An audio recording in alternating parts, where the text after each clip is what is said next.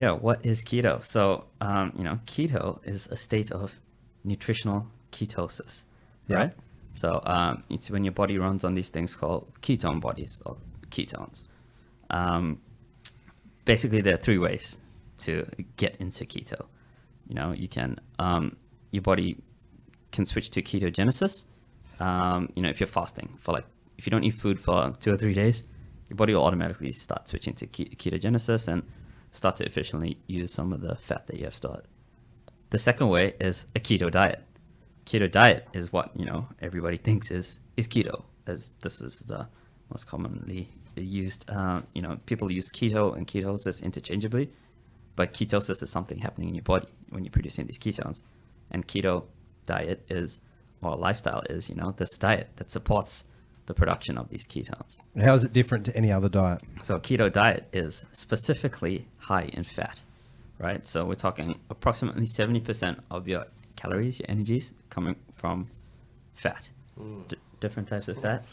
Good fats, Hal. Yeah, good fats. Not just. We'll talk about what. It is tough. It is tough, but Yeah. So 75% fat. Yes, and maybe roughly about 20% protein Uh-huh. and about 10% carbs or sugar. So very little carbs and sugar. 70%, not 75. Oh yeah. Well, That would have actually- gone to 105. It's very different for different people. So there's no one size fits all to keto.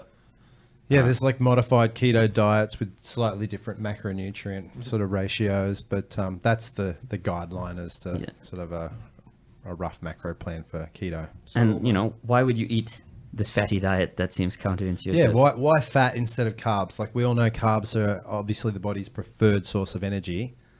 Why fat? Why are we removing carbs and bringing fat in? What's the advantages there? The main advantage of keto diet is metabolic flexibility.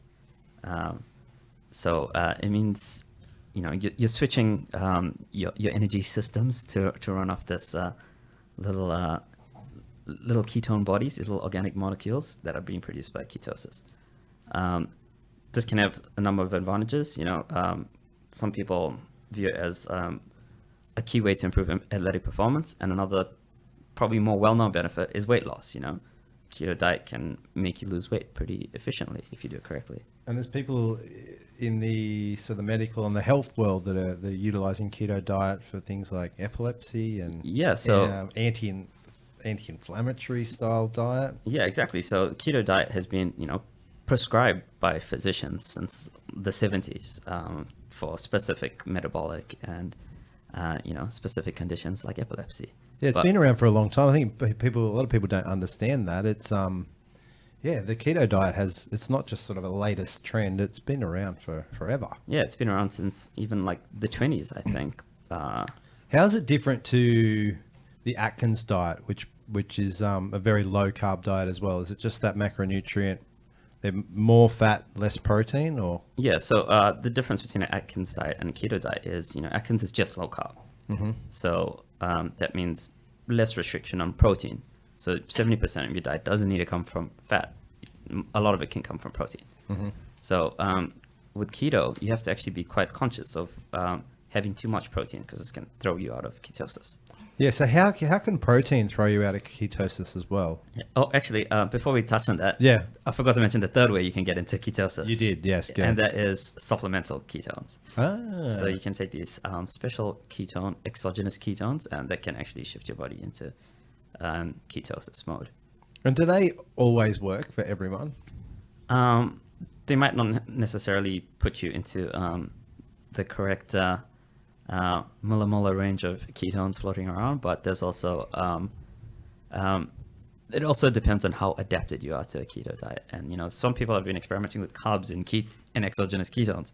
Seems counterintuitive because keto is a low carb diet, but from a performance enhancing aspect. So Protein.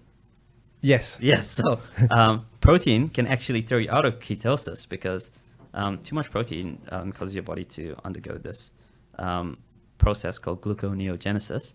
And what that means is your body actually converts certain amino acids from protein into sugar in your body.